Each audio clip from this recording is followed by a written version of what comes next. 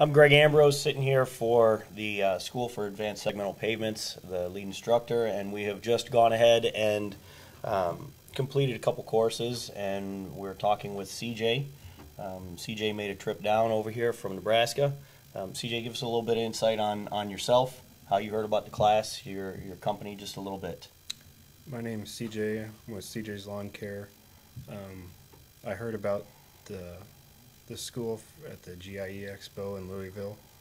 I got some information about it there, and it looked like something I was interested in and wanted to add to my company. Okay, good. What currently heading into this class, what type of experience did you have with hardscapes?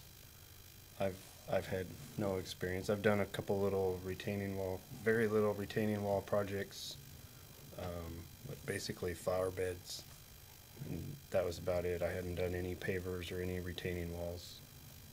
Okay, good. What did you find in those small projects that you did, the little retaining walls? What did you find to be your biggest challenge with the couple of projects that you did? It was just frustrating because I didn't know where to start at.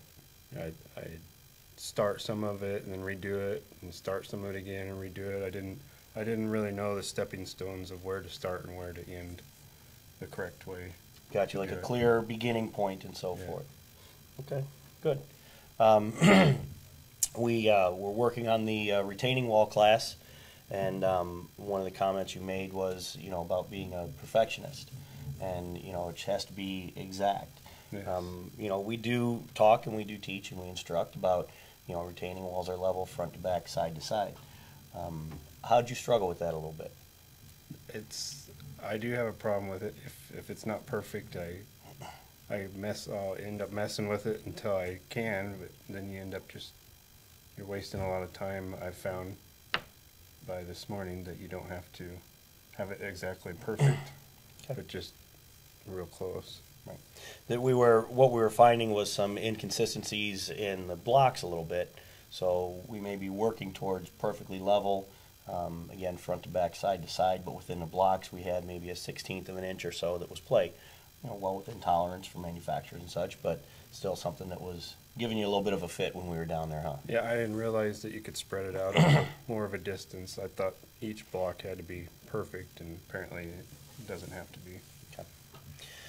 Okay, good. On the pavement side, we completed that class.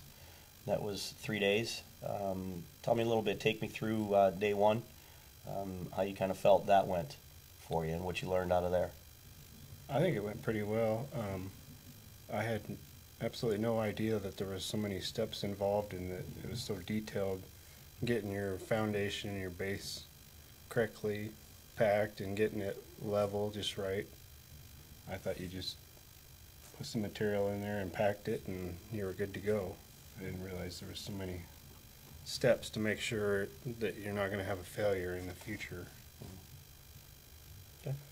And we went through, on day one, we essentially went through some layout stuff. We did some excavation, some tolerances for both, and then we went ahead and ended up with base, and we spent an 8-hour day out there and finished on base. What would you say would be the biggest thing that you took away from it?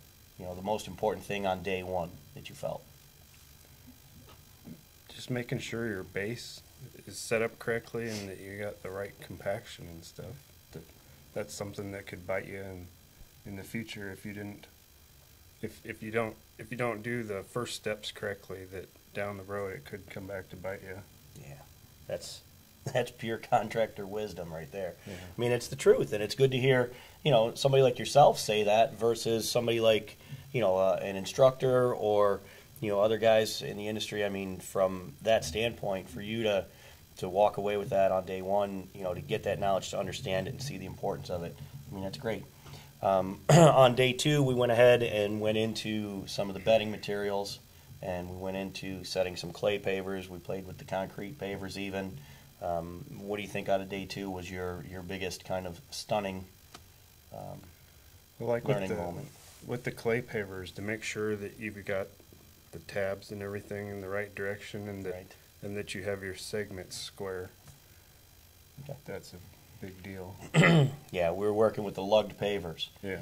And with the lug pavers, we were trying to make sure that the lugs weren't lining up, locking together and that. Mm-hmm. And then we went with the, found our mod, and we worked within that, on our measurements. So good.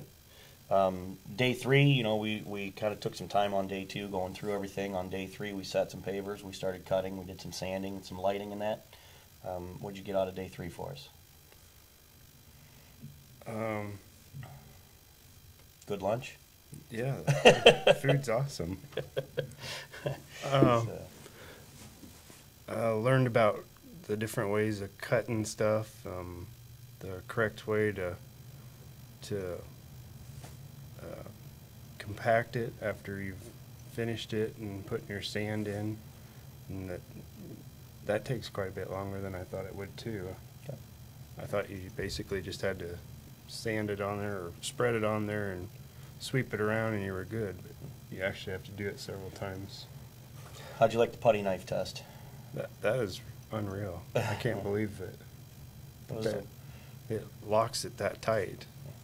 It was the one thing that we walked away from, huh? When we were talking about the putty knife test, everybody just kind of rolled their eyes, and when we actually did it and got down there and made everybody go through with it, I mean, like you say, it's just like concrete. Yeah.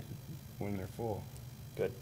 You had made a comment to me afterwards, for a hands-on class, it was funny for you to make mention of the fact that, you were not looking for more hands-on, but almost craving more hands-on. I mean, explain that comment just a little bit.